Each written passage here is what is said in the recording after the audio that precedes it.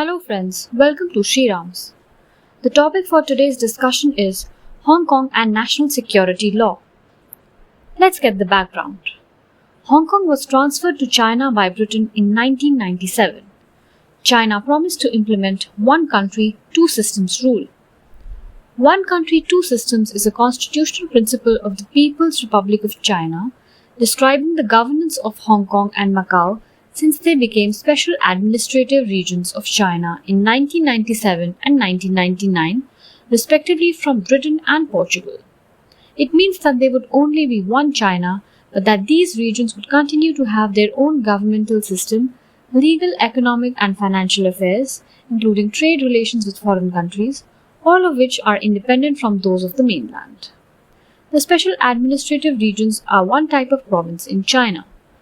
The SARs possess the highest degree of autonomy in China. The constitution of special administrative regions is also called the Basic Law. What happened on the 30th of June? China has passed a sweeping new security law for Hong Kong, which makes it easier to punish pro-democracy protesters. It reduces the city's autonomy. Hong Kong did not have a security law as it could never pass such because it was so unpopular. So China stepped in to give the city a legal framework to deal with what it sees as serious challenges to its authority. It has 66 articles. It criminalizes any act of secession or breaking away from the country, subversion or undermining the power or authority of the central government, terrorism, using violence or intimidation against people, and collusion with foreign or external forces. How exactly is it anti-democratic and draconian? Crimes of secession, subversion, terrorism, and collusion with foreign forces are punishable by a maximum sentence of life in prison. Damaging public transport facilities can be considered as terrorism. Those found guilty will not be allowed to stand for public office. Beijing will establish a new security office in Hong Kong with its own law enforcement personnel, neither of which would come under the local authorities' jurisdiction. This office can send some cases to be tried in mainland China.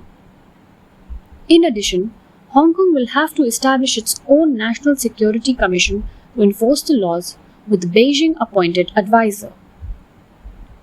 Hong Kong's chief executive will have the power to appoint judges to hear national security cases, raising fears about judicial autonomy. Importantly, Beijing will have power over how the law should be interpreted, not any Hong Kong judicial or policy body. If the law conflicts with any Hong Kong law, the Beijing law takes priority. The law will also apply to some non-permanent residents from outside Hong Kong. What are the worries? It is clear that the law will have severe impact on freedom of expression. Many are also afraid Hong Kong's judicial independence will be eroded and its judicial system will look increasingly similar to mainland China's. It is imposing the People's Republic of China's criminal system onto the Hong Kong common law system. Hong Kong may lose its global financial center status. What is the reason for China doing it now? In 2019, protests over an extradition law turned into violent and evolved into a broader anti-China and pro-democracy movement. China doesn't want that to happen again. China believes that the West is using Hong Kong as a geopolitical pawn and so wanted to nip it into the bud. It feared that the movement and its values will spread to mainland. How did the US react? US announced that US would start to end the preferential treatment for Hong Kong in trade and travel in response to the new security law. Trump said sanctions would be imposed on Chinese and Hong Kong officials who were believed by Washington to be involved in eroding the territory's autonomy. Other changes would see higher tariffs for goods of Hong Kong origin being imported to the US, tougher visa requirements, suspension of obligations on extradition, and so on.